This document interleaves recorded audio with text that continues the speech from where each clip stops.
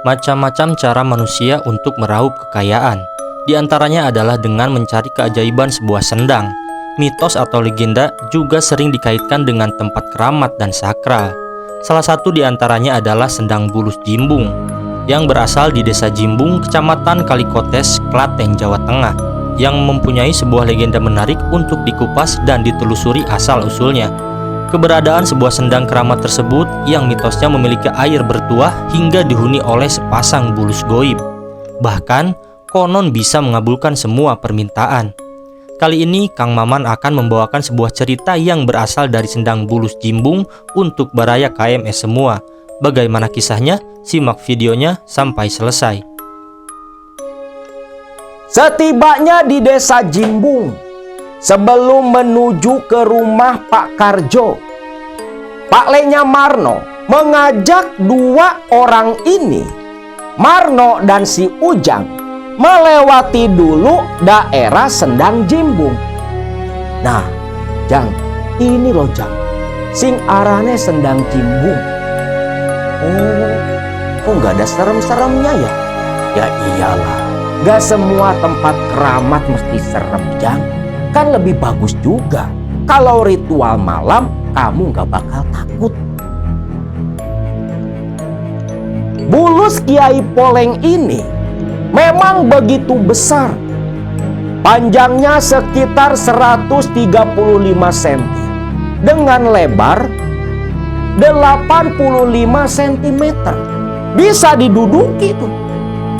Dan sosok Bulus Kiai Poleng ini sesuai namanya, sekujur tubuhnya, batoknya, tempurungnya itu berwarna poleng, belang putih, dan bentuk punggungnya itu melengkung seperti punggung manusia.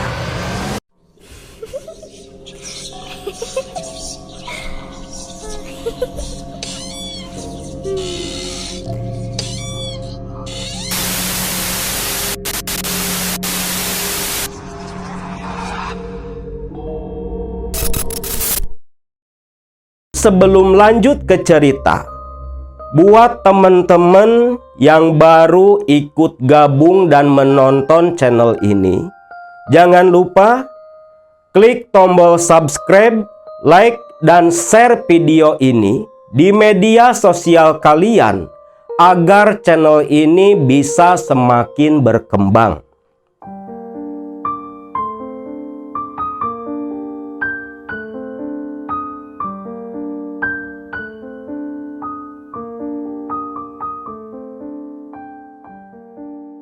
Assalamualaikum warahmatullahi wabarakatuh. Kisah kali ini kita kembali bergeser ke tengah-tengah Pulau Jawa, tepatnya di Kabupaten Klaten, Jawa Tengah. Di Klaten ada sebuah desa yang bernama Desa Jimbung, masuk ke Kecamatan Kalikotes. Di sana ada sebuah sendang yang terkenal dengan nama Sendang Jimbung. Bukan keberadaan sendangnya yang dikenal di berbagai kalangan masyarakat, khususnya para spiritualis dan para pencari pesugihan, yang dikenal oleh mereka. Di Sendang Jimbung ada sosok bulus yang bernama Kiai Poleng dan Nyai Remeng. Dua ekor bulus yang merupakan dua sosok manusia di masa lalu yang dikutuk oleh Raja Jimbung menjadi dua ekor bulus. Menurut beberapa legenda, urban legend, dan kepercayaan, barang siapa yang datang mencari kekayaan ke Sendang Jimbung, maka akan berhadapan dengan Kiai Poleng yang nantinya membantu si pelaku meraih kejayaan di dunia dengan ciri khusus tumbuhnya poleng di badan si pelaku. Sekilas sejarah tentang sendang jimbung. Dulu di daerah sana berdiri sebuah kerajaan bernama Kraton Jimbung. Dengan rajanya seorang laki-laki yang tampan, gagah dan berwibawa, dikenal dengan nama Prabu Jakapatoha. Ada juga yang bilang bernama Prabu Jokopatoan. Saat itu, seorang putri dari kerajaan Keling bernama Dewi Mahdi jatuh cinta kepada Jokopatoan. Saking cintanya, Dewi Mahdi pun sampai datang ke Jimbung untuk melamar sang Prabu. Diikuti dua pengiringnya yang bernama Kiai Poleng dan Nyai Remeng. Namun apa daya, Prabu Jokopatoan atau Prabu Jakapatoha menolak lamaran Dewi Mahdi dengan cara yang begitu halus. Malu karena lamarannya ditolak, Dewi Mahdi pun sampai bunuh diri, yang membuat dua pengiringnya begitu murka. Dan karena kekeras kepalaan si Kiai Poleng dan Nyai Remeng, Prabu Jakapatoha pun mengutuk kedua orang itu menjadi seekor bulus. Namun karena kebijaksanaannya, Prabu Jakapatoha lalu menancapkan tongkat kayunya, yang ketika ditancapkan keluarlah air yang begitu deras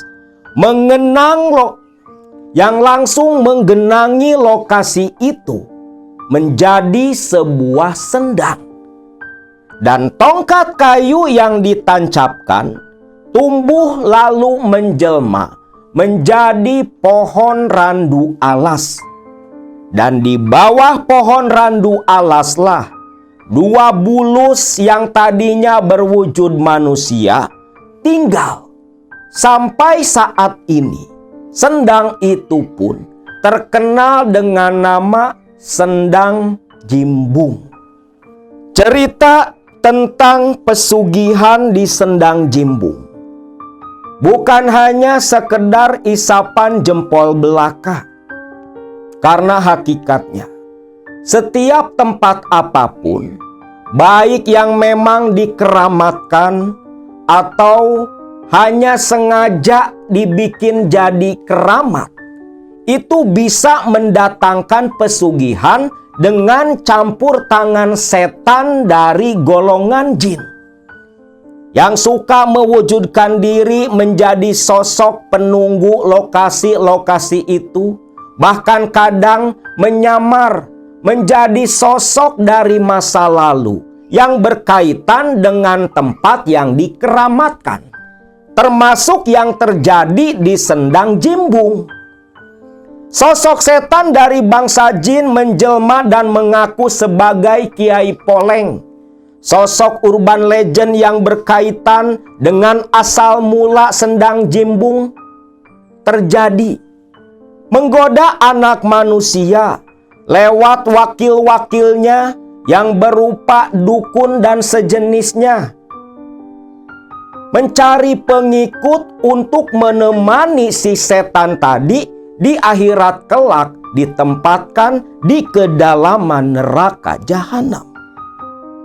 Sekitar tahun 2005 di daerah Ciamis, Jawa Barat, yang sekarang wilayahnya sudah mekar dan menjadi kota sendiri, ada seorang pemuda yatim yang bernama Ujang.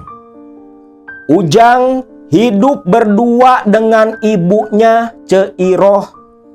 Mereka hidup berdua saling membahu melawan kerasnya kehidupan semenjak ditinggal sang suami.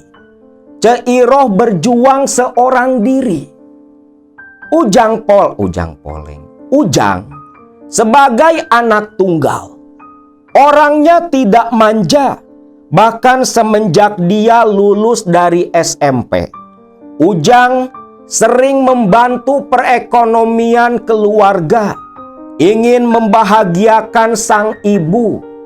Ujang rela menjadi seorang buruh bangunan, mengikuti Pak Ahmad, salah satu tetangganya yang merupakan seorang mandor yang sering menangani proyek-proyek dari pemerintah ataupun swasta dan bahkan perorangan. Pak Ahmad sendiri begitu menyukai Ujang. Sudah menganggap Ujang seperti anaknya. Bahkan Ujang bukan hanya diberi pekerjaan, Ujang pun seringkali diajari oleh Pak Ahmad hitung-menghitung material dan sejenisnya. Ada harapan besar dari Pak Ahmad kalau suatu hari nanti Ujang bisa menjadi seorang mandor dalam bidang konstruksi seperti dirinya. Tahun demi tahun berlalu, tak terasa Ujang sudah menginjak dewasa. Saat itu usia Ujang tepat 20 tahun. Di mana sekitar tahun 2005, usia 20 tahun, kebanyakan yang sebaya dengan Ujang sudah menikah dan mempunyai pasangan. Ujang bukan tak ingin pacaran, punya pasangan seperti kawan-kawannya. Tetapi Ujang ini sadar diri. Dia tak berpendidikan, kerja hanya sebagai kuli bangunan. Tapi walau seperti itu, diam-diam Ujang menaruh cinta kepada seorang perempuan yang bernama Tuti. Tuti ini dulunya teman SMP Ujang. Hanya berbeda 2 tahun. Adik kelas lah disebutnya. Namun perbedaan antara Ujang dan Tuti adalah di status sosialnya. Keluarga Tuti yang bisa dibilang keluarga berada, tentunya mana mau menerima Ujang sebagai menantu. Satu saat, Ujang yang memang sudah lama jatuh hati kepada Tuti. Saat itu, Ujang sedang ikut bekerja di sebuah ruko yang sedang dibangun di pinggiran jalan.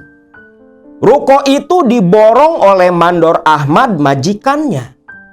Ketika sedang bekerja, tak sengaja perempuan idaman Ujang, si Tuti, itu lewat di depan ruko yang sedang dibangun.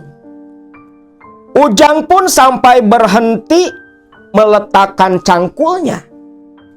Melihat sang idaman lewat, Ujang membersihkan tangan, lalu tersenyum ke arah Tuti yang disambut dengan senyuman juga. Dibalas senyum aja, Ujang bahagia bukan main. Ujang pun menyapa Tuti. Tuti yang memang seorang perempuan yang berjiwa lembut, sopan santun, tersenyum dan mengangguk menjawab sapaan Ujang. Bahkan dari sorot mata Tuti, Ujang bisa mengartikan kalau sebenarnya Tuti seolah menyimpan perasaan yang sama seperti dirinya. Dari pertemuan itu, Ujang selalu terbayang-bayang senyumannya Tuti. Ujang betul-betul jatuh cinta. Sampai di Masjid Jami di tempat Ujang tinggal, waktu itu mengadakan acara Isra Mi'raj. para pemuda-pemudi semua berkumpul menjadi panitia penyelenggara. Di dalamnya termasuk Ujang dan Tuti. Nah, disitulah kedekatan mereka semakin terjalin. Sampai akhirnya Ujang yang sudah tak tahan lagi, dia pun menyatakan perasaannya kepada Tuti. Gayung bersambut, Tuti pun ternyata memang memiliki perasaan yang serupa. Mulailah Ujang dan Tuti pun menjalin hubungan rahasia agar tidak diketahui oleh orang tua Tuti.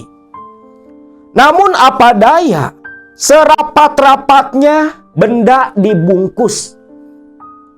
Rahasia disembunyikan, akhirnya tercium juga kabar tentang Ujang yang berhubungan dengan Tuti.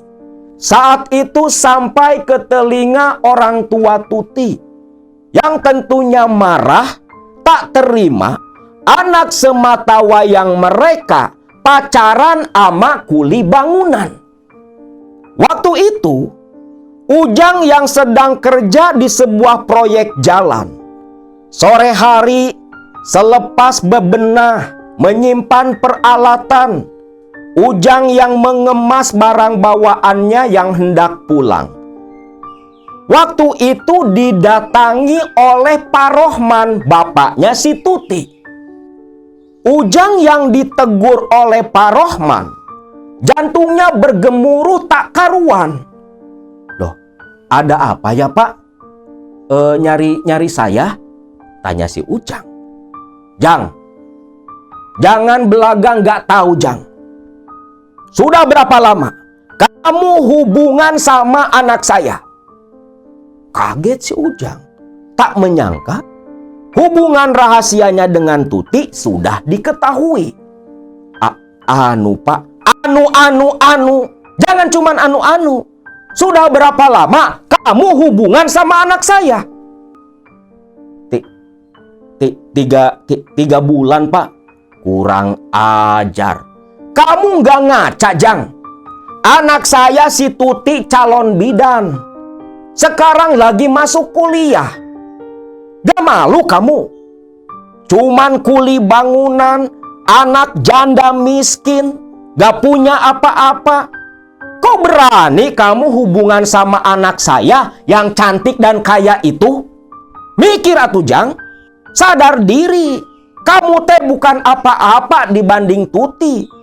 Lebih berharga kerikil daripada kamu. Ucap Pak Rohman, tak tanggung-tanggung, ngebentak-bentak si Ujang di depan orang banyak, di proyek jalan. Sampai orang yang berlalu lalang di situ berhenti menonton keributan Pak Rohman yang sedang memarahi, mencaci maki si Ujang. Ujang hanya bisa menunduk malu. Namun untungnya, dikala itu Mandor Ahmad datang. Loh. Pak Rohman, ada apa ini Pak? Ribut-ribut. Kalian juga bubar. Jangan kerumun di sini. Ada apa Pak Rohman? Tanya Mandor Ahmad. Ini loh Pak Ahmad, tolong bilangin nih, nasehatin anak buahnya. Gak tahu malu dia Pak Ahmad. Berani-beraninya macarin anak saya. Loh, memang apa salahnya Pak Rohman? Si Tuti kan masih gadis, si Ujang juga masih bujang. Wajar kalau mereka ada rasa cinta. Gak wajar Pak Ahmad, gak wajar atuh. Anak yatim miskin kayak si Ujang macarin anak saya yang berpendidikan. Amit-amit Pak Ahmad. Di situ Mandor Ahmad pun agak tersinggung. Karena mau bagaimanapun si Ujang ini sudah seperti anaknya sendiri. Diasuh beberapa tahun walau dengan kemasan Ujang sebagai karyawan. Mandor Ahmad tersinggung. Nadanya pun mulai naik seperti yang marah. Balik ngebentak dan mencaci si Pak Rohman. Hampir tuh Pak Rohman dan Mandor Ahmad berantem untung dilerai oleh si Ujang dan kawan-kawannya. Dan sebelum berlalu pergi, Pak Rohman pun kembali menunjuk-nunjuk si Ujang, memberi peringatan agar Ujang tak lagi berani mendekati Tuti.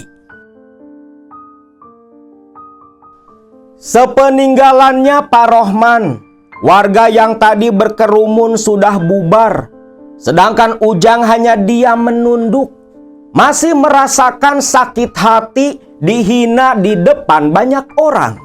Lalu Pak Ahmad menoleh ke arah Ujang.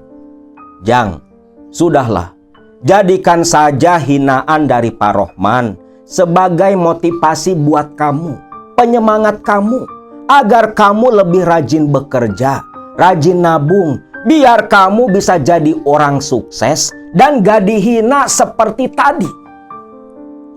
"Iyo Jang, wislah, ojo dipikir, sekarang kita pulang Jang," ucap Marno, salah satu kuli bangunan yang berasal dari Jawa Tengah. Ujang pun hanya tersenyum, lalu bersama Marno kembali berkemas. Mereka berdua pun langsung pulang. Proyek yang saat itu digarap Pak Ahmad, karyawannya, para pekerjanya itu gabungan, bukan hanya orang-orang Sunda. Tetapi Pak Ahmad pun merekrut beberapa kuli bangunan dari daerah Jawa Tengah, termasuk Marno yang berasal dari daerah Solo. Para kuli bangunan yang berasal dari Jawa Tengah, selama proyek berjalan, itu tinggal di sebuah rumah yang dikontrak oleh Pak Ahmad, tak jauh dari rumah tempat tinggalnya si Ujang. Dan di antara para kuli itu, Marno lah yang cukup dekat dan erat hubungannya bersama Ujang. Malam itu, selepas tadi sore Ujang dihina habis-habisan. Saat makan malam bersama Ceiroh ibunya, yang ternyata ibunya pun mendengar dari tetangga kalau sang anak dihina dicaci maki tadi sore. Ibunya pun menasehati Ujang. "Ujang, ibu juga ikut sakit hati setelah tahu kamu dihina seperti itu sama bapaknya si Astuti, Jang. Tapi Jang, kamu mesti sadar diri. Kamu itu sudah nggak punya bapak, cuman punya ibu saja. Ibu juga cuma tukang karedok, tukang pecel. Kita tak sepadan dengan keluarganya Pak Rohman. Sudahlah Jang, sebaiknya cari gadis lain yang sepadan dengan kamu, yang bisa menerima kamu apa adanya, Jang." Awalnya Ujang cuman diam menunduk. Tapi Ujang pun akhirnya berkata, "Bu, saya dan Tuti saling mencintai, Bu. Tuti mau menerima saya apa adanya. Walaupun Ujang sekolah cuman sampai SMP, kerja cuma jadi kuli bangunan, Tuti saat ini lagi kuliah kebidanan. Tapi Tuti mau, Bu, mau Ujang nikahi." "Iya, Ibu tahu Tuti memang menerima kamu. Tapi ibu bapaknya kan tidak, Jang. Sedangkan tanpa restu kedua orang tuanya Tuti, masa kalian mau kawin lari? Kan gak mungkin. Sudahlah, kalau menurut ibu, cari saja perempuan lain, Jang." Ujang pun hanya diam. Dalam hati dia tetap tak mau melepaskan Tuti. Bagaimanapun caranya, Ujang masih akan terus memperjuangkan rasa cintanya. Selepas makan malam, Ujang yang pusing saat itu memilih pergi ke kontrakan para kuli kawan-kawannya, sekedar melepas penat menemui Marno dan yang lain. Ketika sampai di rumah kontrakan, kebetulan Marno dan kawan-kawannya sedang duduk ngopi sambil bersenda gurau. Melihat kedatangan Ujang, Marno pun langsung memanggil. "Wih, Jang, sini Jang, sini." Ujang pun nyamperin sambil tersenyum, duduk lalu menyeduh kopi sendiri, ikut bergabung dengan mereka. Di situ, Marno pun kembali menyemangati Ujang perihal kejadian tadi. "Wis Jang, jangan pantang menyerah, kudu semangat. Kita ini laki-laki. Jangan kalah dengan hinaan seperti itu, Jang." Ujang hanya tersenyum. Yang lain pun ikut menyemangati Ujang. Makin larut, obrolan pun mulai mengarah ke hal-hal yang bersifat menyeramkan. Diawali oleh salah satu kawannya Marno, menceritakan tentang tetangganya yang katanya punya piaraan. Lalu yang lain pun menimpali tentang cerita pesugihan pula. Sampai akhirnya si Marno menceritakan tentang sendang jimbung. Lah, kalian tahu sendang jimbung yang ada di Klaten sana? Ya tahu, ucap orang-orang. Nah, menurut Pak Leku yang tinggal di Klaten, orang yang datang ritual di sendang jimbung itu dijamin kaya raya. Syaratnya juga nggak aneh-aneh. Cukup sajen, nanti sama juru kunci atau dukun yang tahu, datang ke sendang jimbung, terus tirakat. Selepas itu sudah. Nanti pasti dijamin sukses kaya raya. Wis akeh contohnya. Cuma ada cirinya. Loh, ciri apa no? Tanya yang lain. Ono cirine, sing ikut pesugihan di sendang jimbung, ono poleng di badane. Poleng belang no? Iyo, belang. Kulitnya belang seperti bulus jimbung. Dan kalau belangnya sudah menutup sekujur tubuh, maka dipastikan si pelaku mati dan jadi penghuni sendang jimbung, ucap Marno bercerita malam itu. Ujang yang sedari tadi mendengarkan ceritanya Marno begitu memperhatikan dengan seksama, seperti yang tertarik si Ujang ini. Hal itu pun disadari oleh Marno. Loh, Jang, kamu kayak yang tertarik. Apa kamu mau pesugihan di sendang jimbung? Tapi ingat loh Jang, memang gak pakai tumbal. Tapi kita nanti yang jadi tumbal, mati baliknya ke sendang jimbung. Enggak loh mas. Bukannya saya mau ikutan. Ya cuma tertarik saja lah mas. Kok ada ya pesugihan yang bisa bikin kaya, tapi kok semudah itu? Ya itu juga cerita Jang. Cerita dari saudaraku Pak Leku yang pernah datang ke jimbung, nganter tetangganya. Ujang pun hanya mengangguk-ngangguk saja. Obrolan pun berlanjut sampai tak terasa sudah jam 1 malam. Melihat jam, waktu sudah semakin larut. Ujang pun pamitan karena besok pagi mereka semua sudah harus mulai kembali bekerja. Sesampainya Ujang di rumah, ketika dia merebahkan tubuh di atas ranjang lusuh, Ujang kembali teringat omongan pedas dari Pak Rohman. Sampai Ujang menggertakkan gigi, menahan amarah. Namun tak lama Ujang pun teringat ceritanya Marno tentang pesugihan di sendang bulus jimbung. Masa iya sih aku ikut pesugihan di jimbung? Memang kata si Marno gak pakai tumbal. Tapi yo, apa aku rela mesti mati dan jadi penghuni di Jimbung. Aduh, gimana ya? Pikir si Ujang.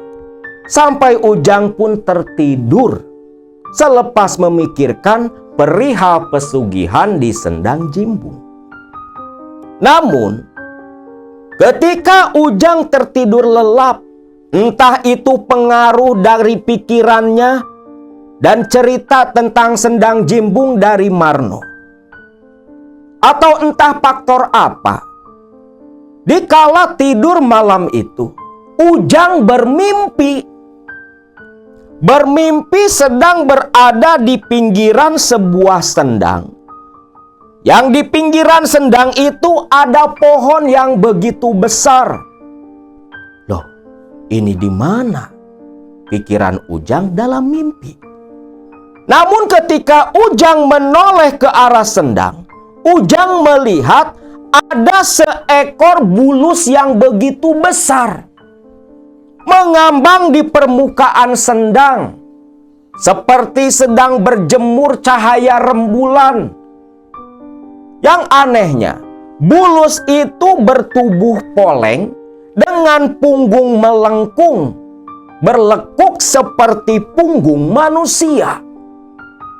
Dan ketika kepala si bulus keluar, menoleh ke arah Ujang, Ujang pun kaget karena mata si bulus memancarkan cahaya kemerahan.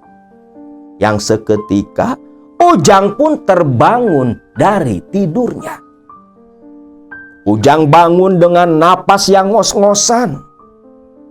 Astagfirullah. Sebenarnya tadi mimpi di mana? Tempat apa? Dan bulus macam apa yang badannya begitu besar seperti itu? Aneh, seumur-umur baru mimpi kayak gitu, pikir si Ujang. Tak lama terdengar azan subuh, Ujang pun lantas saja ke kamar mandi dan menunaikan sholat subuh di kamar tempat tidurnya. Jam 7 pagi, Ujang sudah datang ke proyek. Di situ terlihat Marno dan kawan-kawannya sudah hadir pula. Ujang pun kembali bekerja seperti biasa. Tengah hari selepas adzan zuhur, dikala Ujang dan para pekerja proyek istirahat, tak disangka-sangka Tuti pun datang. Yang ternyata kedatangan Tuti sengaja menemui Ujang meminta maaf atas kelakuan sang bapak kemarin sore. Ujang pun tersenyum dan memaafkan kelakuan bapaknya. Namun di situ Ujang pun menegaskan kepada Tuti kalau dia tak akan menyerah untuk menikahi Tuti. Tuti hanya tersenyum dan menunggu janjinya Ujang untuk mempersunting dirinya. Nah, selepas kepergian Tuti, Ujang nyamperin si Marno. "No, nanti malam bisa tak kau datang ke rumahku lah?" "Loh, ada apa, Jang?" "Wis, pokoknya nanti malam kamu datang. Ada yang mau saya ceritakan. Ini penting, no. Jangan kasih tahu yang lain," ucap si Ujang. Karena entah kenapa, ketika bangun tidur dari mimpi tentang bulus, Ujang yakin si Marno tahu sesuatu. Maka malam harinya, benerlah si Marno ini datang sekitar jam 8 malam. Setelah bertemu dengan Marno, Ujang pun mengajak Marno berbicara di halaman belakang, duduk di sebuah kursi dipan sambil menyuguhkan kopi dan ubi rebus. Ujang pun bercerita kepada Marno perihal mimpi yang dia alami semalam. "Nah itu loh, No. Mimpiku semalam. Aku nggak ngerti, No. Cuman ada perasaan di hatiku, No. Kalau kamu ini tahu sesuatu perihal mimpiku itu, No." Yakin kamu, Jang? Mimpi itu bukan kamu yang ngarang. Demi Allah, No. Itu beneran mimpi. Aku nggak ngarang, No. Jang, Sebenarnya bukan hanya kamu yang pernah mengalami mimpi seperti itu. Loh, maksudmu apa, No? Jang, masih ingat ceritaku semalam, Jang? Tentang kawan Pak Leku yang diantar Pak Le ke Sendang Cimbung. Yo masih ingat lah. Yang katanya ritual ngalap berkah di Sendang Cimbung. Iya, Jang. Terus terang saja, kata cerita Pak Leku, kawannya itu sebelum datang menemui Pak Le, dia bermimpi hal yang sama. Mimpi tentang sendang dan bulus besar. Persis seperti mimpimu loh, Jang. Dan itu bukan sekedar mimpi, Jang. Itu petunjuk wangsit. Kalau kamu ingin merubah nasib, berarti kamu mesti datang ziarah ritual ke Sendang Cimbung. Pahamlah Ujang. Pantas saja mimpi itu betul-betul terasa nyata. Karena kata orang tua, kalau mimpi yang terasa nyata, bahkan terekam jelas di ingatan selepas bangun dari tidur, maka mimpi itu bisa berarti sebuah petunjuk tentang sesuatu. Kalau kamu memang mau, Jang, selepas proyek selesai, ikutlah denganku ke Solo. Nanti aku antar ke rumah Pak Le. Pak Leku kenal seseorang yang bisa dibilang orang pinter, yang suka nganter orang-orang datang ke Bulus Cimbung. Tapi bukan juru kunci, Jang. Karena juru kunci nggak tahu menau tentang pesugihan. Lantas, syaratnya apa saja kalau kita mau ritual ke sana, No? Yo syaratnya nggak aneh-aneh, cuma tumpeng, ayam kampung, daging mentah, kemenyan sama candu. Nantilah, kalau memang kamu yakin, lepas selesai proyek ini, kau mainlah ke Solo. Atau kalau perlu kau ikut pulang bareng sama aku lah. Nanti aku antar ke rumah Pak Le, biar nanti Pak Le nganter kamu ke dukun kenalannya itu. Wis, ojo kakean ngomong. Kamu rahasiakan saja perihal ini. Jangan sampai yang lain tahu. Ucap si Marno. Ujang pun mengangguk paham. Mulai timbul niat dalam hati. Didorong oleh cacian dan makian Pak Rohman, bapaknya si Tuti. Sampai Ujang berpikir, apa mungkin kejimbunglah salah satu cara yang bisa membuat dirinya merubah nasib dan bisa memperjuangkan cintanya kepada Tuti. Selepas itu, Marno pun pamitan pulang ke kontrakan. Ujang mengantar sampai halaman depan. Sekepergiannya Marno, Ujang tak lantas tidur, tapi dia kembali duduk merenung, memikirkan kembali ucapan Marno tadi. Waktu terus berlalu, tak terasa sudah 1 bulan. Proyek pengerjaan jalan pun selesai. Waktu itu adalah waktu di mana Ujang dan kelompok Marno berpisah. Proyek habis, Marno dan kawan-kawan akan kembali ke kampung halaman mereka. Ujang pun ikut mengantar sampai ke terminal. Dan tak lupa, Marno di situ kembali berbisik kepada Ujang. Jang, kalau memang kau tak mau ikut sekarang, kalau kau sudah mantap mau ke Cimbung, kau datanglah ke Solo. Kau kan sudah kuberi alamat. Langsung saja datang ke sana. Kutunggu kedatanganmu, Jang. Sekalianlah kau main silaturahmi, biar tahu di Solo itu seperti apa. Ucap si Marno sebelum naik ke bis yang akan mereka tumpangi. Ujang pun hanya mengangguk saja, menatap bis yang mulai melaju, membawa Marno dan kawan-kawannya kembali ke Jawa Tengah sana. Singkat cerita, 3 hari setelah Marno dan kawan-kawannya pulang ke Jawa Tengah, Ujang hari demi hari terus memikirkan tentang Sendang Jimbung. Sampai akhirnya Ujang pun nekat meminta izin kepada Ceiroh ibunya, mau pergi ke Solo menemui Marno.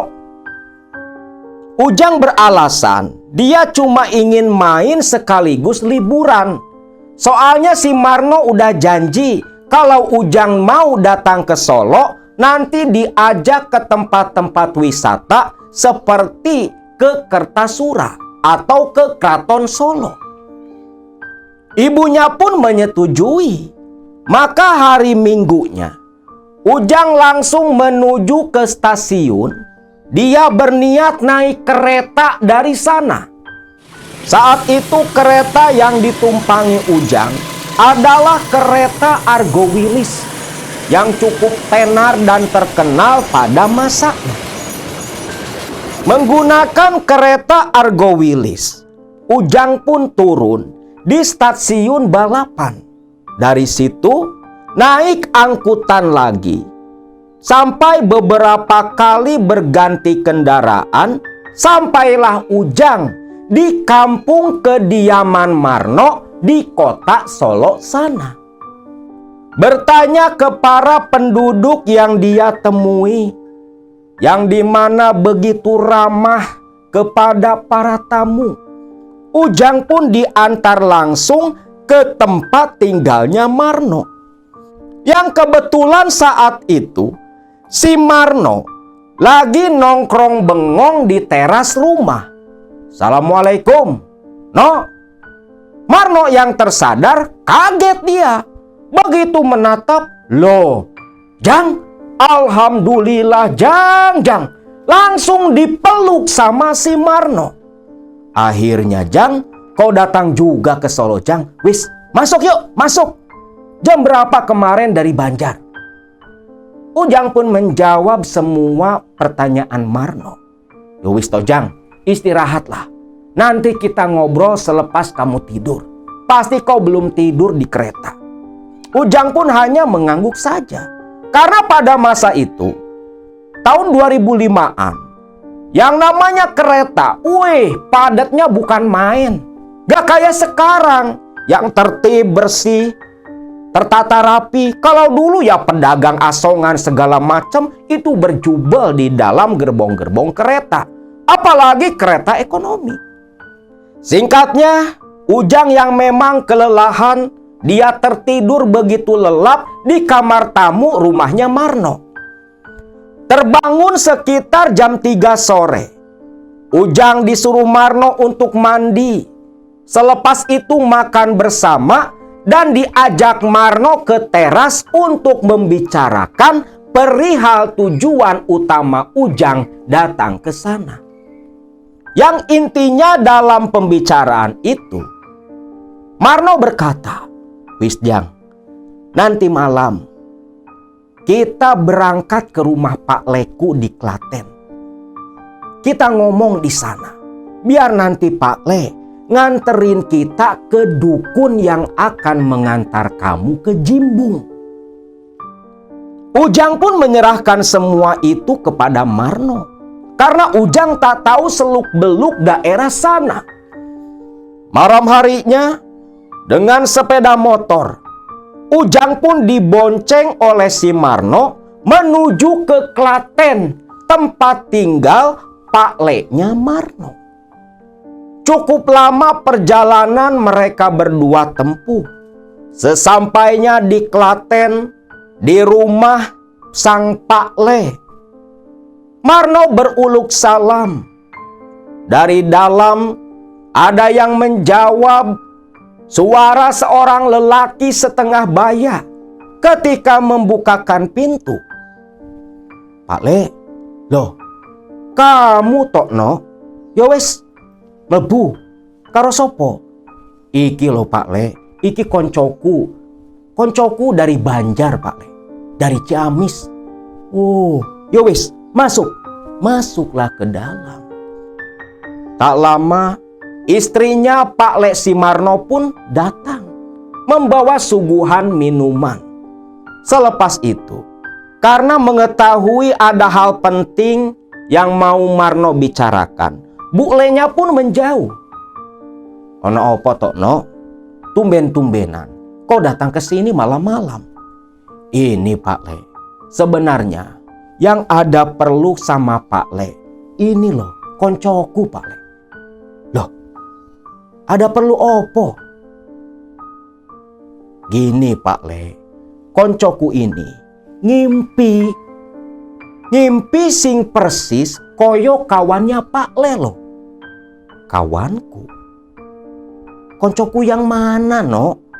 Itu loh Pak Le, yang kapan hari Pak Le ceritakan, yang ngimpi tentang sendang jimbung. Nah, konco pun podo bae Pak Le, ngimpi masalah sendang jimbung karo Kiai Poleng. Mendengar itu, Pak Le-nya si Marno langsung paham. Oh, ya wis lah. Terus, rencananya kapan koncomu ini mau ke sendang jimbung? Yo secepatnya Pak Le. Kalau perlu ya malam inilah Pak Le. Waduh, kalau malam ini kurang bagus no. Besok saja, besokan malam Selasa Kliwon. Itu waktu sing paling apik lah. Kau menginap saja malam ini no. Besok pagi kita sama-sama ke rumahnya Pak Karjo. Pak Karjo itulah yang nanti nganter koncomu. Sopo kue? Ujang Pak. Nah, Ujang nanti nganter si Ujang ke sendang jimbung. Sekalian nyediain urusan sesaji, ngomong langsung karo Pak Karjo. Marno pun menoleh ke Ujang. Gimana Jang? Wis lah, aku ngikut bae lah. Marno mengangguk dan menyetujui menginap malam itu di rumah Pak Le-nya. Singkat cerita, besoknya sekitar jam 9 pagi, Marno, Ujang, dan Pak Le-nya pergi bersama-sama menuju ke daerah desa Jimbung. Yang mereka datangi adalah Pak Karjo, dukun yang dulu nganter kawan Pak Le-nya Marno ziarah dan ritual ngalap berkah di sendang jimbung. Setibanya di desa Jimbung, sebelum menuju ke rumah Pak Karjo, Pak Le-nya Marno mengajak dua orang ini, Marno dan si Ujang, melewati dulu daerah sendang jimbung. Nah, Jang, ini loh Jang, sing arane sendang jimbung. Oh, kok nggak ada serem-seremnya ya? Ya iyalah, nggak semua tempat keramat mesti serem Jang. Kan lebih bagus juga kalau ritual malam kamu nggak bakal takut. Wis, ojo kakean ngomong. Sekarang ikut ke rumah Pak Karjo, ucap si Pak Le. Marno dan Ujang pun hanya mengangguk saja, lantas mengikuti Pak Le-nya itu menuju rumah yang dituju. Setibanya di halaman rumah Pak Karjo, ternyata di situ ada tamu. Assalamualaikum, teriak Pak Le-nya Marno. Waalaikumsalam. Loh, kowe no? Mebu. Masuk dah tuh. Diikutin sama Marno dan Ujang. Menopo? Iki lho Pak, aku nganter ponakanku karo koncone. Jarah kemana? Jimbung. Oh Jimbung. Ya wes, duduk langsung. Nah kebetulan sopo arane? Aku Marno Pak. Iki koncoku Ujang. Oh iya, Marno, Ujang. Kebetulan dua tamuku ini juga mau ke Jimbung. Sekalian saja. Bapak mau menceritakan dulu perihal Sendang Cimbung. Yang perlu kalian semua ketahui, di Sendang Cimbung ada dua sosok yang akan kita temui nanti, yang akan kita mintai keberkahan.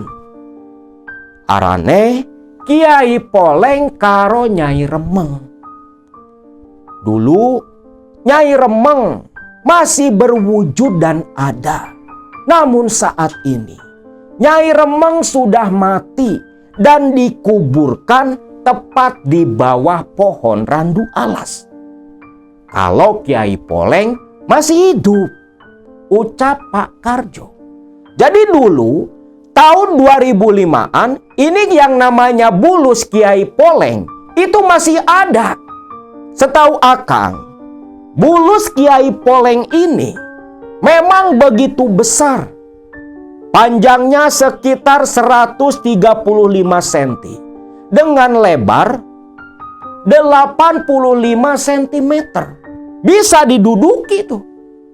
Dan sosok bulus Kiai Poleng ini sesuai namanya, sekujur tubuhnya, batoknya, tempurungnya itu berwarna poleng, belang putih, dan bentuk punggungnya itu melengkung seperti punggung manusia.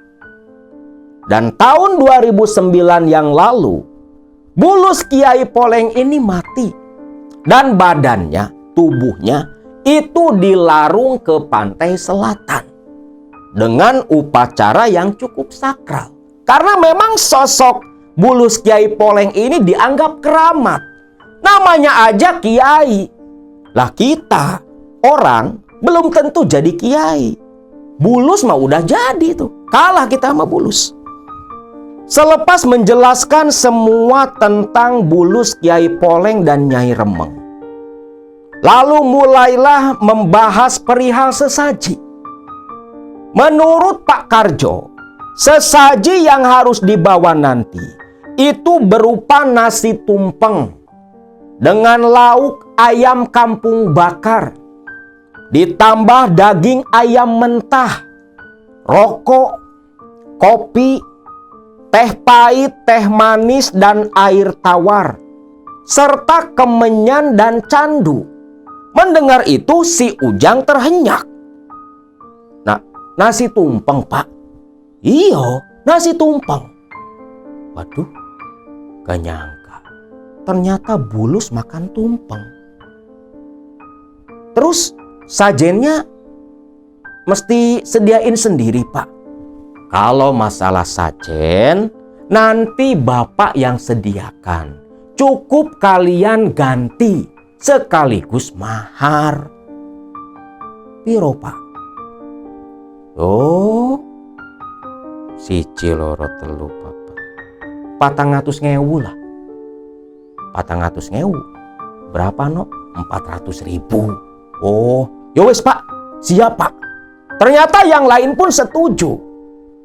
3 orang yang mau datang ke Jimbung, termasuk si Ujang, ngasih mahar 400.000. 2005 loh. Kali 3, 1.200.000 tuh Pak Karjo. Dapat pemasukan hanya dari jualan nasi tumpeng. Nasi tumpeng mana? Harga sampai 1.200.000 3 paket. Cuman ada di Pak Karjo loh. Jualannya begitu mahal, tapi hasilnya juga luar biasa. Buat mereka yang otaknya buntu, tak ada keimanan di dalam kolbu. Selepas menyerahkan uang, Pak Karjo pun mengatakan, nanti jam 8 mereka semua harus sudah berkumpul di rumah Pak Karjo dan bersama-sama berangkat ke Sendang Jimbung. Selepas itu, Marno, Ujang, dan Pak Lesi Marno pun pamitan. Sedangkan nanti malam, Ujang akan diantar oleh si Marno. Pak Le-nya tak akan ikut. Singkat cerita, selepas sholat Isya, Marno pun langsung bersama Ujang boncengan ke rumahnya Pak Karjo. Sesampainya di rumah Pak Karjo, Dua peziarah ternyata sudah ada juga hadir di situ, lalu bersalaman dan berkenalan dengan Ujang. Selepas itu, tepat jam 8, Pak Karjo mengajak mereka semua langsung menuju ke Sendang Jimbung. Setibanya di Sendang Jimbung, walaupun lokasinya bisa dibilang di tengah pemukiman, tapi entah karena malam hari atau sugesti karena lokasi dihuni oleh sosok makhluk jelmaan, entah kenapa terasa begitu seram. Sampai bulu kuduk si Ujang meremang sedikit ketakutan. Dua peziarah lain pun sama. Terlebih ketika mendekati Sendang Jimbung. Tatkala Pak Karjo menyuruh mereka membawa sesaji masing-masing disimpan tepat di bawah pohon randu alas. Ujang sampai melongo tak percaya. Karena pohon randu alas dan sendang yang ada di hadapannya sama persis seperti yang ada dalam mimpi. Lalu Pak Karjo membakar kemenyan dengan candu, menyuruh Ujang dan dua peziarah yang mau ziarah langsung duduk di belakang si Pak Karjo, termasuk Marno yang ikut-ikutan. Pak Karjo pun mulai ritual pembuka, menyebut nama Kiai Poleng, Nyai Remeng, dan semua pengikut kedua sosok itu yang menjadi penghuni Sendang Jimbung, meminta izin agar Ujang dan dua peziarah mendapatkan restu dan dikabul hajat keinginan mereka. Dan selepas selesai ritual pembuka, Pak Karjo berbalik dan berkata, "Barang siapa sing sajennya dimakan bulus, itu berarti kalian lulus. Dan sekarang, ritual inti kalian bertiga harus duduk berendam di Sendang Jimbung sambil tirakat menunggu Kiai Poleng atau Nyai Remeng datang menemui kalian," ucap si Pak Karjo. Ujang pun menurut, lantas menanggalkan pakaiannya, hanya mengenakan celana kolor saja. Dua peziarah lain pun sama. Lalu selepas dikasih aba-aba oleh Pak Karjo, mereka berdua pun turun ke sendang mencari tempat nyaman untuk mulai berendam dan tirakat. Ujang memilih pinggiran sendang yang agak dangkal, yang ketika diraba oleh telapak kaki ada batu yang enak buat duduk. Ujang pun lantas merendam badan. Badannya terendam sampai sebatas pangkal leher, jadi masih bisa napas. Tanpa memperdulikan peziarah yang lain, sempat menengok pula melihat si Marno duduk dengan si Pak Karjo di dekat sesaji. Ujang pun memulai memejamkan mata, berkonsentrasi, membayangkan sosok Kiai Poleng yang sempat hadir dalam mimpi, sambil bermunajat meminta agar Kiai Poleng mau mengabulkan keinginannya. Ujang pun memulai ritualnya, memejamkan mata dan terus bermunajat, berharap agar Kiai Poleng mau mengabulkan keinginannya. Beberapa saat memang tak ada kejadian apapun, hanya hawa yang semakin dingin.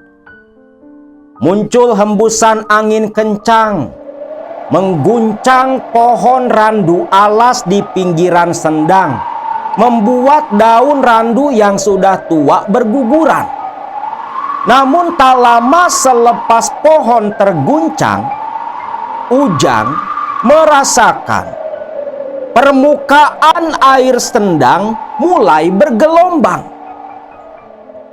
Sampai gelombang air Sendang itu menerpa tubuh telanjangnya Ujang. Dan terdengar suara seperti sosok yang keluar dari dalam Sendang, membuat riak air semakin besar.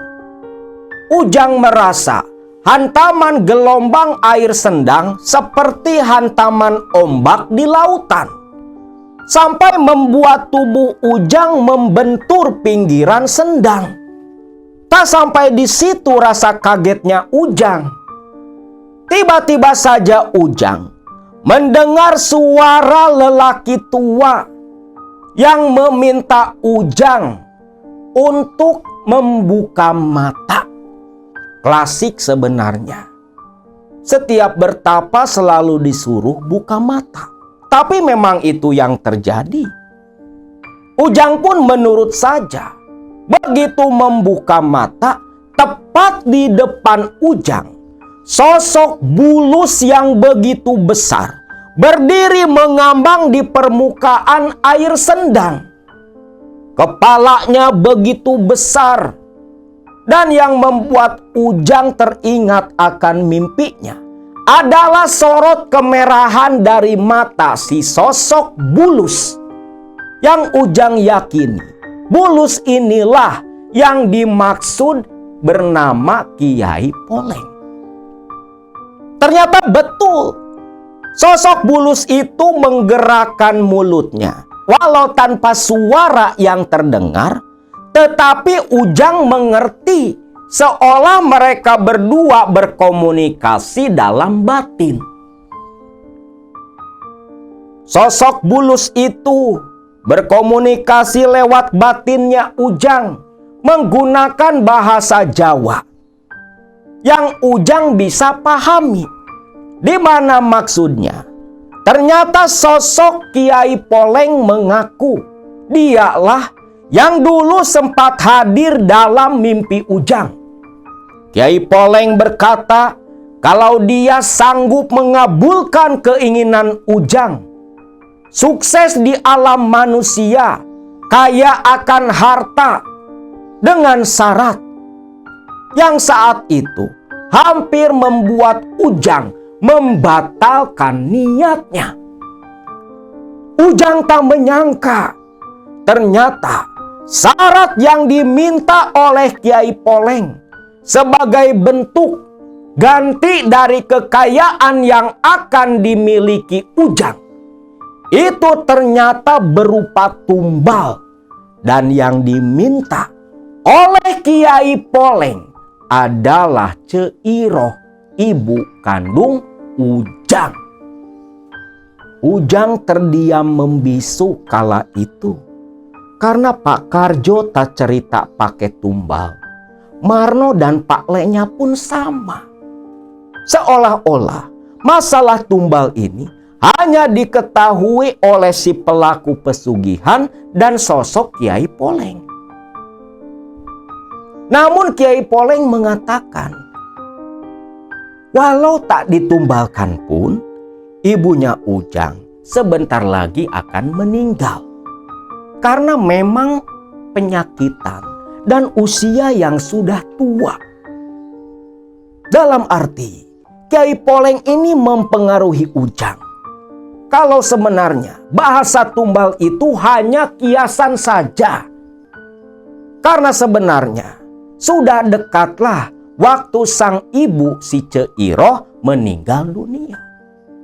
Dan selain itu, Kiai Poleng pun mengatakan pula, kalau sebagai bentuk ciri Ujang selaku pengikut pesugihan bulus Jimbung,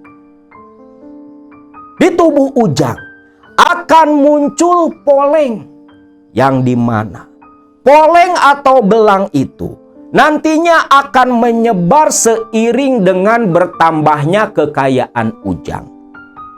Semakin banyak poleng, semakin banyak pula harta yang dimiliki. Dan apabila polengnya sudah menutup sekujur badan, maka sudah waktunya lah Ujang mati dan balik ke Sendang Jimbung menjadi pengikut Kiai Poleng. Dan tak sampai di situ saja. Ada syarat lain yang pastinya tidak semua praktisi tahu, yang pastinya tidak semua orang konten kreator yang menceritakan tentang Sendang Jimbung tahu. Dan bisa dijamin cuman di sini kalian tahu. Kiai Poleng berkata kepada Ujang, kalau dia akan menitipkan anaknya, keturunannya di rahim Tuti, yang dipastikan akan menjadi istrinya Ujang. Di sini Kiai Poleng seolah tahu isi dalam hati dan pikiran Ujang. Jangankan ke Kiai Poleng, ke Mbah Karjo saja dia tak cerita kalau punya gebetan namanya Tuti. Nih Kiai Poleng langsung nyeletuk aja kalau si Tuti bakal jadi bininya Ujang dan mau nitipin anak di rahim Tuti. Akhirnya Ujang pun setuju. Dan lantas selepas itu, sosok bulus Kiai Poleng kembali masuk ke dalam Sendang Jimbung dan menghilang dari pandangan Ujang. Ketika Ujang mendengar suara Pak Karjo, "Jang, wis lulus, wis selesai, wis rampung. Naik Jang, naik," ucap Pak Karjo dari permukaan pinggiran Sendang. Ujang pun membuka mata. Kaget dia. Ternyata tinggal dia sendiri yang berendam di Sendang. Loh, Pak, yang 2 orang tadi mana, Pak? Wis, yang 2 orang tadi wis pada kabur. Mereka tak sanggup ketemu Kiai Poleng. Ujang pun tak menyangka. Ternyata dari 3 peziarah cuman dialah yang diterima. Ujang pun naik ke permukaan Sendang ke pinggiran. Lantas mengenakan kembali pakaian. Lantas selanjutnya apa, Pak? Wis rampung. Sekarang kita pulang. Biar nanti di rumah Bapak yang ceritakan, ucap Pak Karjo. Lalu Ujang dan Marno pun mengikuti di belakang, kembali ke rumah Pak Karjo. Di mana dalam perjalanan si Marno pun bertanya, "Gimana Jang?" "Wis, aku wis ketemu karo Kiai Poleng. Aku wis lulus." "Yo alhamdulillah Jang, berarti kowe bakal jadi orang sukses, jadi wong sugih. Jangan lupa karo koncomu ini." "Iyalah no, aku ya mana lupa sama kamu nanti. Aku pasti bakal sering ke Solo, main ke tempatmu no," ucap si Ujang sambil tersenyum. Singkatnya di rumahnya Pak Karjo, Ujang pun cerita tentang semua hal perjanjian dengan Kiai Poleng. Namun Ujang tak cerita perihal tumbal, karena menurut Ujang itu cuman bahasa kiasan. Lantas Pak Karjo berkata kepada Ujang, "Bisa dijamin, Jang, nanti kau pasti akan berubah hidupnya. Kau pasti bisa sugih. Namun yang pasti, selepas kamu kaya nanti, setiap 1 tahun sekali di bulan Mulud, kau datang ke Sendang Jimbung untuk syukuran. Sekaligus nanti, kamu jangan kaget kalau di bagian badanmu muncul poleng. Itu ciri para pengikut bulus Jimbung." "Yo Pak, aku wis paham. Kiai Poleng wis cerita. Yo wis, kau pulanglah. Tunggu saja, keberuntungan akan datang menghampirimu." Selepas itu, Ujang dan Marno pun pamitan. Kembali ke rumah Pak Lenya si Marno. Lalu tanpa menginap, selepas cerita ke Pak Lenya itu, Marno pun kembali membawa Ujang ke Solo. Karena esok paginya, Ujang mau langsung kembali ke Banjar. diantar ke stasiun balapan di pagi harinya. Menaiki kereta Argowilis lagi, Ujang pun balik dan berjanji selepas sukses nanti Ujang akan datang berkunjung ke rumahnya Marno. Singkat cerita, setibanya di Banjar, Ujang kembali menjalani hari-hari seperti biasa. Belum ada tanda-tanda si Ujang ini mau sugih. Ujang masih nganggur karena belum ada pekerjaan dari Pak Ahmad. Sampai satu pagi, sekitar 1 minggu selepas pulang dari Sendang Jimbung, Ujang di mana pagi itu sedang duduk ngopi ngerokok sambil menunggu Ceiroh ibunya pulang dari pasar. Tiba-tiba ada tetangga yang datang. "Jang, itu loh Jang, tadi kamu dipanggil sama Pak Ahmad, katanya disuruh ke rumah." "Loh, Pak Ahmad? Ada apa ya, Mang?" "Gak tahu Jang, pokoknya kamu ditunggu sama Pak Ahmad." "Ya sudahlah, saya mau ke sana sekarang," ucap si Ujang. Ujang pun dalam hati berpikir, ini ada apa? Tumben-tumbenan Pak Ahmad nyuruh ke rumah. Biasanya kalau ada kerjaan, itu Pak Ahmad nyuruh orang buat ngumpulin para pekerja. Ujang pun jalan kaki ke rumah Pak Ahmad karena memang tak terlalu jauh. Masih satu RT lah tempat tinggal mereka. Ketika berjalan, Ujang melewati jalan raya. Disitulah Ujang melihat sang ibu pulang dari pasar naik ojek. Ojek berhenti. "Loh, Bu, tumben agak siang." "Iya Jang, di pasar rame banget. Kamu mau kemana?" "Ini loh Bu, saya dipanggil sama Pak Ahmad." "Ya udah, jangan siang-siang, nanti bantu ibu. Soalnya ibu ada pesanan, agak banyak." "Iya Bu," ucap si Ujang. Lantas Ceiroh pun menyuruh tukang ojek kembali melaju. Singkatnya, sampailah Ujang di rumahnya Pak Ahmad. Pak Ahmad ternyata memang sudah menunggu. "Sini Jang, duduk. Ada yang mau Bapak ceritakan Jang." "Iya Pak, ada apa ya Pak? Jadi kaget saya Pak."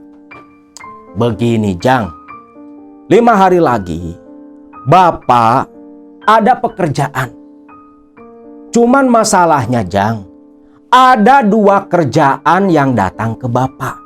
Yang satu proyek bangun rumah. Yang satu lagi proyek rehab ruko. Waktunya berbarengan. Jadi karena hal itu Bapak perlu bantuan kamu Jang." "Loh, bantuan apa ya Pak?" "Begini Jang, kamu ini kan sudah beberapa tahun ikut Bapak Jang. Kamu sudah paham pekerjaan di proyek seperti apa. Kamu juga sudah Bapak sering ajari. Maksud Bapak, untuk proyek rehab ruko, Bapak serahin ke kamu Jang." "Waduh, gak salah Pak." "Ya gak salah Jang. Kan sudah Bapak ajarin dari mulai ngitung material segala macam. Kamu kan sudah paham betul Jang. Ini tujuan Bapak ngedidik kamu selama ini. Agar kamu bisa seperti Bapak. Biar kamu bisa sukses. Dan bisa membalas hinaan orang-orang. Seperti hinaan si Rohman kapan lalu." "Waduh, tapi Pak, jangan ada tapi-tapian Jang. Kalau ada yang gak paham, kamu kan bisa minta tolong Bapak. Sudah, kamu harus setuju saja. Masalah karyawan yang lain tinggal kau ajak kawan-kawanmu. Soalnya Bapak mau lekas ninjau rumah yang mau dibangun. Nanti kamu temui saja Pak Bambang. Dia tinggal di RT 4. Semua orang tahu. Tinggal kamu temui saja beliau, biar kamu nanti diantar untuk melihat, mensurvei ruko yang mau direhab." Walau masih ragu, Ujang pun teringat Sendang Jimbung. Mungkin ini salah satu tanda, wasilah, jalan Ujang akan berubah nasibnya. Di tengah Ujang yang sedang berpikir seperti itu, tiba-tiba ada orang berlari teriak, Jang, Ujang. Pak Ahmad dan si Ujang pun lantas berdiri kaget. Ternyata yang berlari itu si Aceng. Loh, Ceng, ada apa? Aduh, gawat Jang. Pak Ahmad, itu Jang, Ceiroh, ibumu. Loh, ibu kenapa? Ibumu Jang, dia jatuh dari motor Jang. Astagfirullahaladzim Pak, gimana ini Pak? Wis Jang, kita langsung ke sana, ucap Pak Ahmad. Ujang, Ahmad dan si Aceng langsung berlari menuju ke tempat kecelakaannya Ceiroh, yang ternyata di belokan yang masuk ke gang menuju rumah si Ujang, motor yang dikendarai ojek itu terjatuh, membuat Ceiroh jatuh menggelinding dan kepalanya membentur batu. Saat itu Ceiroh sedang dikerumuni orang-orang di situ. Ujang pun lari teriak memanggil sang ibu, kerumunan menyingkir. Terlihatlah Ceiroh yang tergeletak tak sadarkan diri dengan kening berdarah. Sebenarnya lukanya cuma luka sobek, tidak terlalu parah. Akhirnya Pak Ahmad pun langsung membawa Ceiroh ke rumah sakit. Namun setibanya di UGD, kaget semua orang yang mengantar saat itu. Di mana Ceiroh, menurut dokter yang menangani, Ceiroh dinyatakan koma akibat benturan kepala. Namun anehnya, selepas diperiksa di ronsen dan sejenisnya, tak ada yang aneh di organ dalamnya Ceiroh. Akhirnya Ceiroh pun dirawat selama 3 hari di rumah sakit itu. Beberapa tetangga dekat si Ujang dengan sukarela menunggui Ceiroh karena Ujang harus memulai pekerjaannya, mensurvei ruko yang mau direhab. Dan di sela waktu senggang dia kembali ke rumah sakit menemani ibunya dari mulai sore sampai pagi. Namun apa daya, nasib berkata lain. Di hari ketiga, Ceiroh koma. Ceiroh pun dinyatakan meninggal dunia. Ujang terpukul, terguncang batinnya. Ditinggal mati sang ibu, satu-satunya keluarga kandung yang masih ada. Namun Ujang berusaha menerima. Ibunya pun dikebumikan di makam umum di kota tempat dia tinggal. Ujang tak putus asa. Pekerjaan harus tetap dia lakukan, harus tetap dia tangani. Ujang walau masih muda, pikiran masih labil, tapi dia sudah bisa bersikap dewasa, sudah bisa berpikir profesional, tidak mencampur aduk urusan pribadi dengan pekerjaan. Dalam tempo 2 bulan, ruko pun selesai dikerjakan dan hasilnya membuat Pak Bambang si pemilik ruko begitu puas.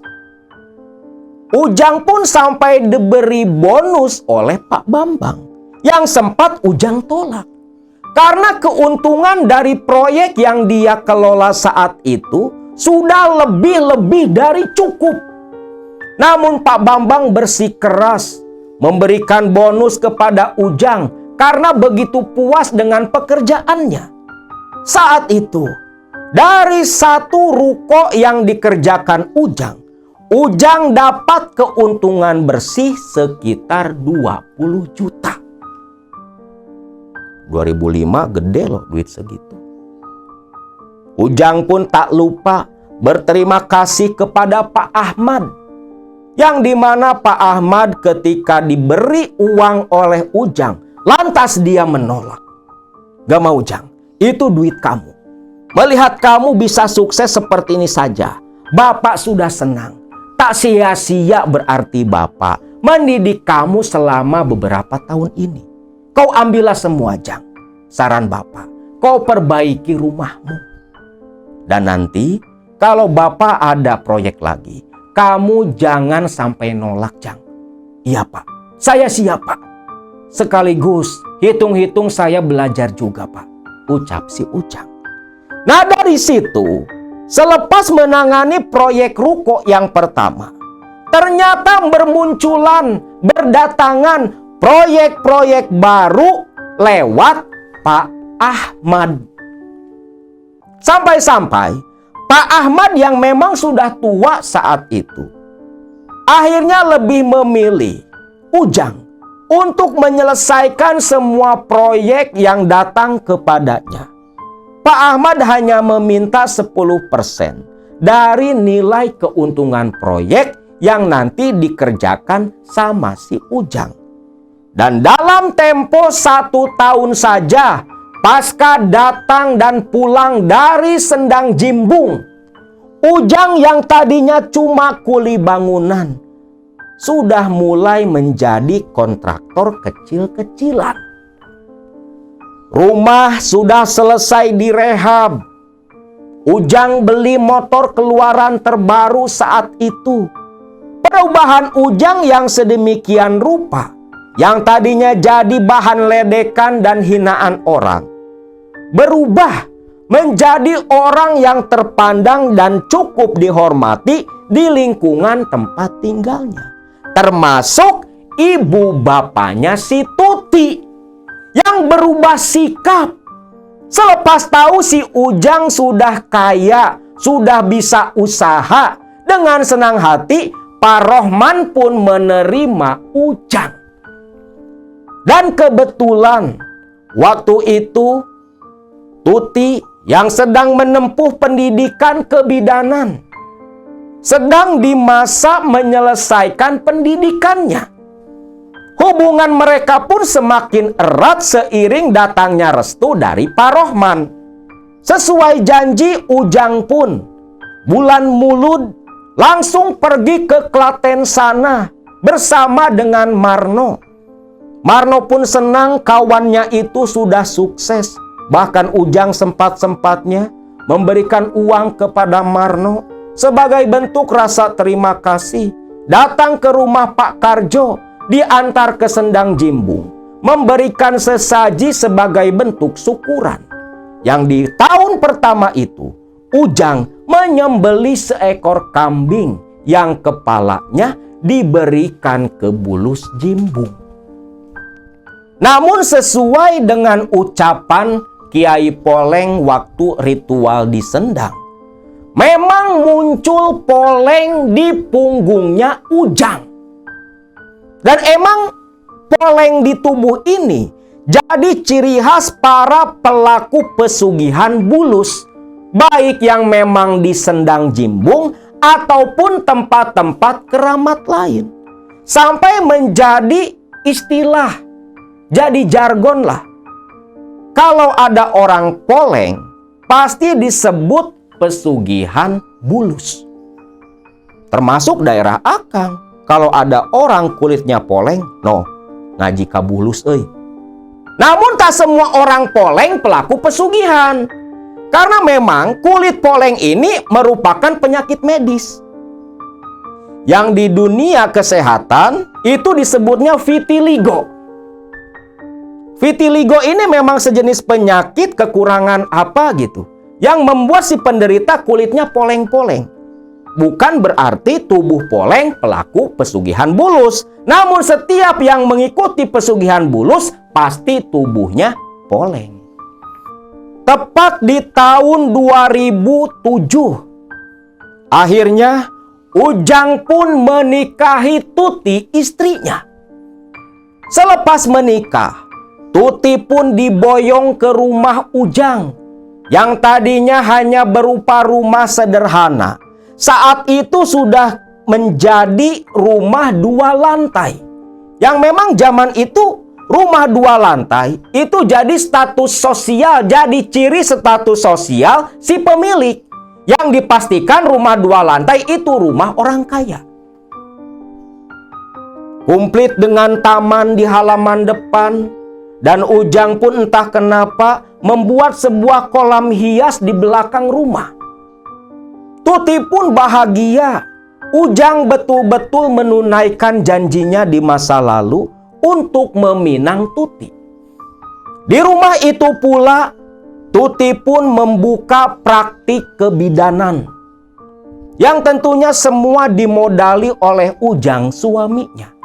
Kehidupan mereka pun betul-betul bahagia, bergelimang cinta, bergelimang harta, membuat iri siapa saja yang melihat keberuntungan si Ujang. Usaha mapan, punya bini yang cantik luar dalam seperti Tuti. Namun satu saat, Tuti merasa keheranan. Selepas 1 tahun menikah dengan Ujang, Tuti perhatikan poleng di punggung Ujang semakin bertambah. Loh Kang, kenapa sih kok poleng di punggung Akang makin nambah?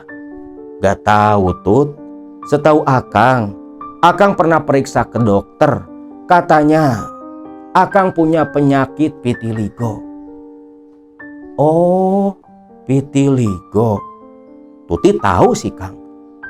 Tapi ada obatnya Kang. Cobalah Akang berobat saja. Mungkin nanti polengnya bisa menghilang Kang. Loh, kenapa Tut?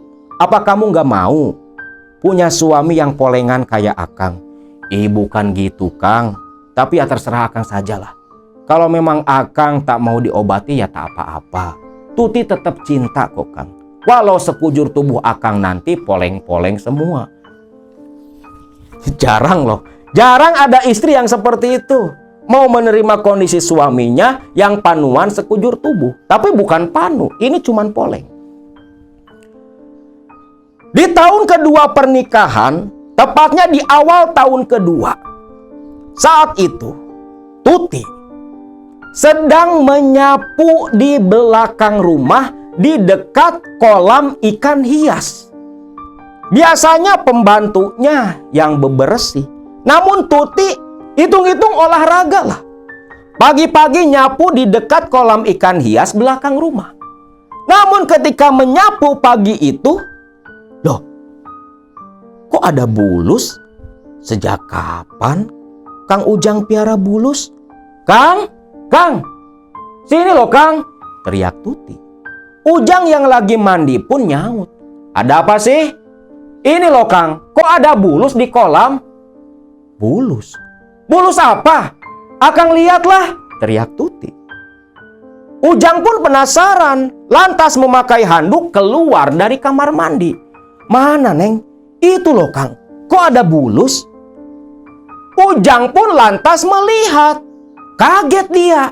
Memang betul-betul ada bulus sebesar baskom dengan tubuh bercorak poleng seperti punggung Ujang.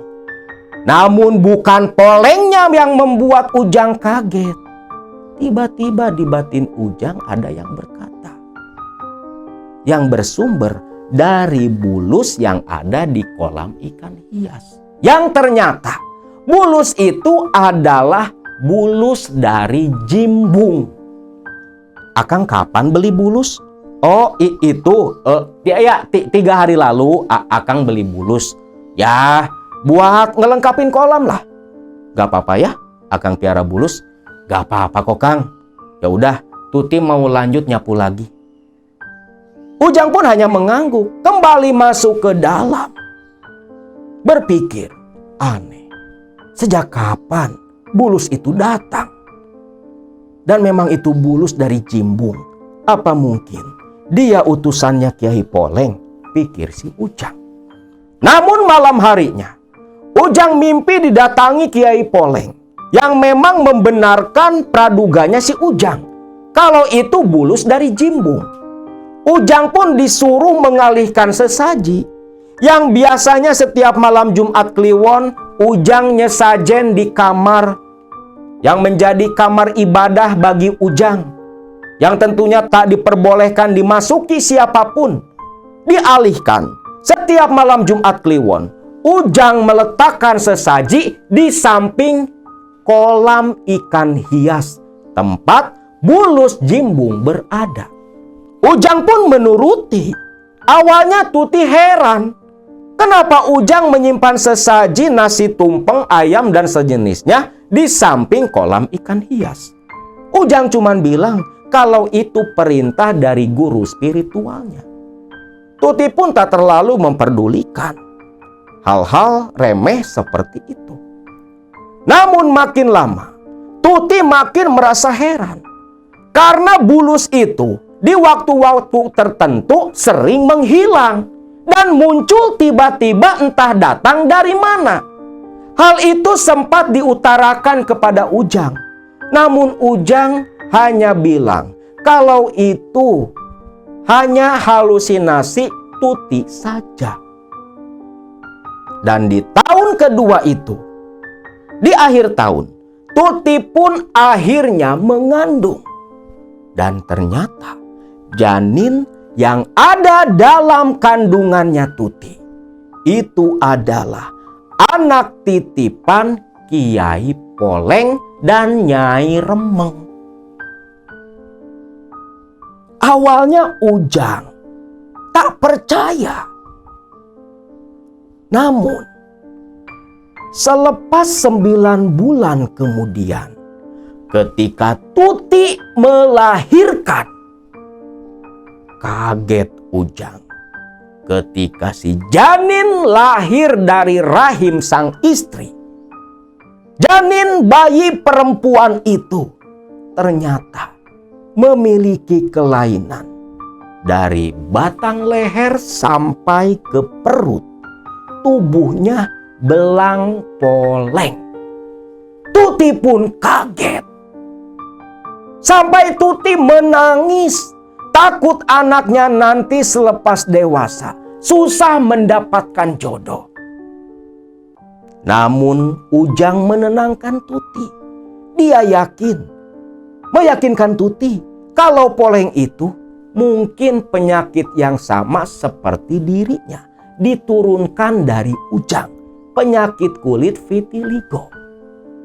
Namun dalam hati Ujang semakin yakin kalau memang anaknya itu, anak pertamanya, itu anak titipan Kiai Poleng.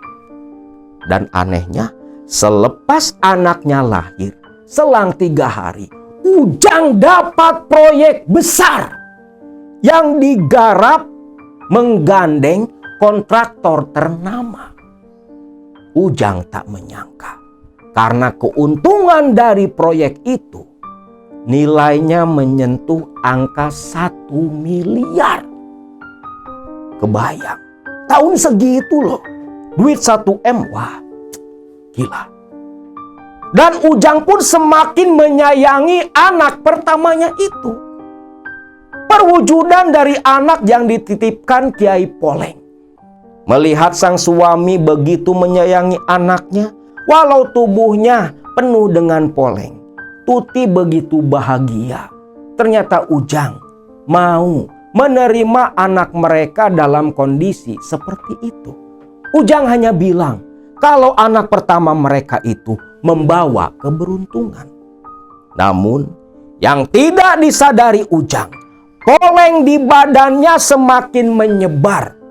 Dari pangkal leher sampai ke selangkangan sudah penuh dengan poleng. Berarti masa hidup Ujang sudah bisa dihitung jari. Tinggal beberapa tahun lagi sampai sekujur badan penuh dengan poleng.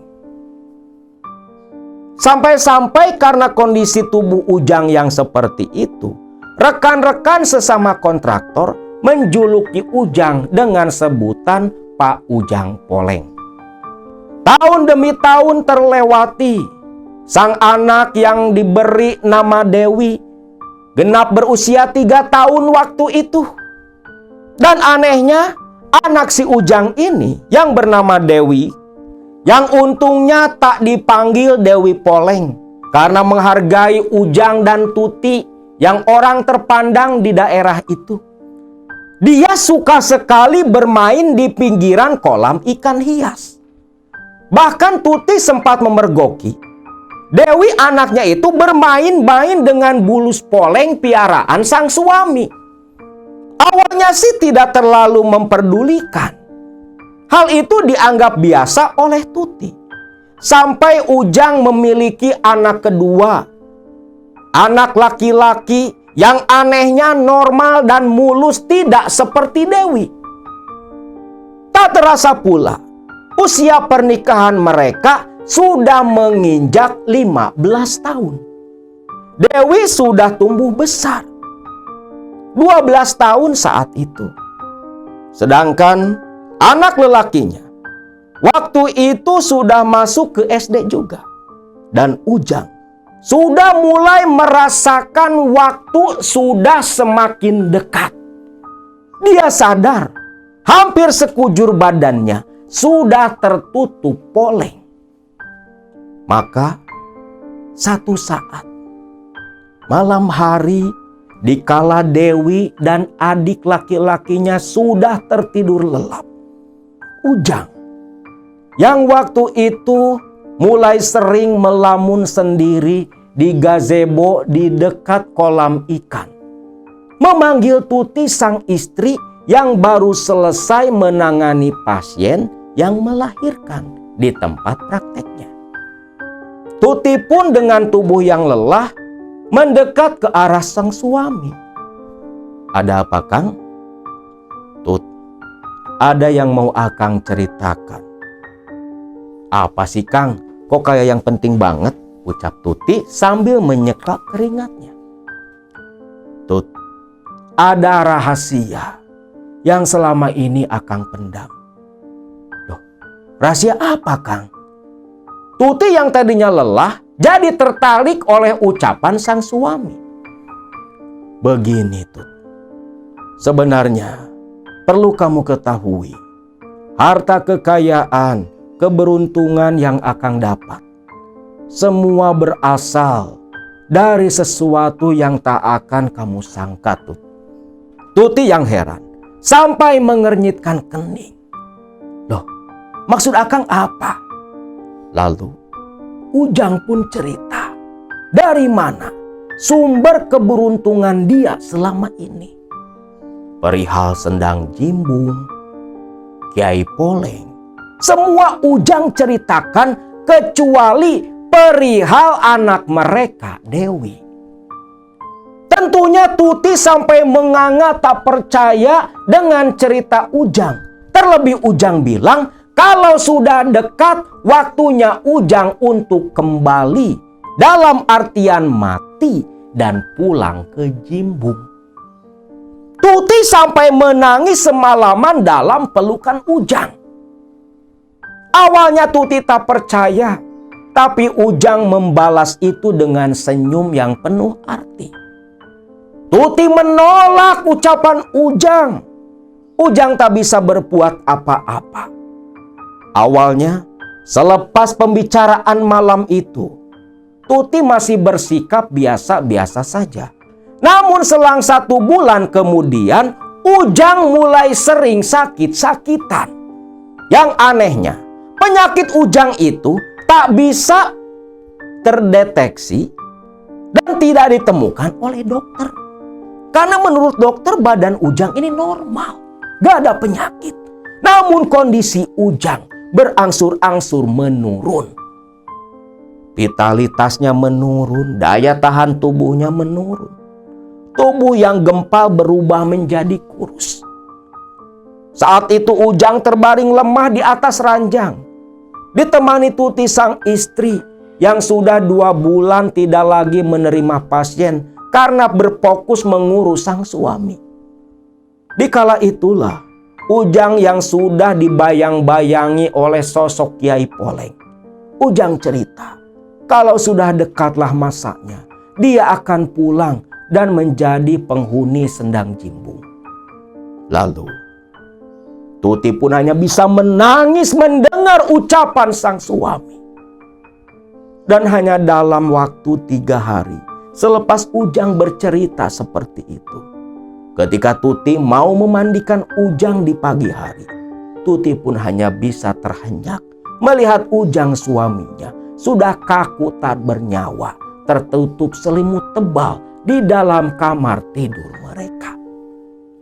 Tuti hanya bisa menangis. Ternyata betul suaminya sudah pulang. Tapi bukan pulang ke alam barja. Pulangnya malah ke Sendang Jimbung. Sesuai dengan perjanjian yang dulu Ujang lakukan. Ujang dikuburkan seperti pada umumnya. Malamnya diadakan tahlilan. Namun lepas 7 hari pasca kematian Ujang, Tuti yang waktu itu menengok kolam belakang tempat di mana Bulus Jimbung berada. Tuti kaget. Keberadaan Bulus itu sudah tak ada lagi. Entah pergi kemana. Seolah perginya Bulus Jimbung itu berbarengan dengan perginya sang suami Ujang. Dan satu ketika, selepas beberapa bulan Ujang meninggal, Tuti yang waktu itu sudah kembali membuka praktek kebidanan. Anaknya Dewi berteriak dari belakang rumah di sore hari. Berteriak memanggil sang ibu. "Bu, ibu, ada bapak bu, ada bapak!" teriak Dewi. Tuti pun terhenyak. "Bapak? Bapak dari mana? Bapak kan sudah nggak ada, Wi." "Bu, ada bapak bu, ada bapak." Tuti yang heran langsung berlari menuju anaknya. Dan ketika Dewi yang sedang berdiri menunjuk-nunjuk ke kolam ikan hias, Tuti pun menoleh. Disitulah Tuti melihat seekor bulus poleng bertengger di batu kolam ikan hias. Ditunjuk Dewi, disebut bapak. Tuti pun menangis. Dan ketika Tuti berlari mendekat ke arah bulus, bulus itu lenyap dari pandangan Tuti. Lalu tahun demi tahun Tuti lewati. Keyakinan Tuti kalau Ujang kembali ke Bulus Jimbung akhirnya mendorong Tuti untuk pergi ke Klaten sana, menengok Bulus Jimbung seperti apa, benar atau tidak keberadaan sang suami di sana. Dan ketika Tuti datang ke Bulus Jimbung, bergabung dengan rombongan wisata, banyak orang yang bermain di sana. Tuti pun terpaku kepada seekor bulus sebesar piring, berjalan seperti mendekat ke arah Tuti, dan dari sorot mata si bulus seperti yang menyorotkan beribu kerinduan. Tuti meneteskan air mata. Dalam hati Tuti memanggil Kang Ujang. Nah, itulah kisah tentang pelaku pesugihan Bulus Jimbung. Yang sebenarnya sendang bulus itu hanyalah sebuah sendang. Yang menjadi pelaku sebenarnya yang menyesatkan anak manusia bukan Bulus Jimbungnya, tetapi sosok setan dari golongan jin yang memanfaatkan legenda dan kepercayaan tentang Bulus Jimbung, memanipulasi orang-orang agar tersesat dari jalan yang benar.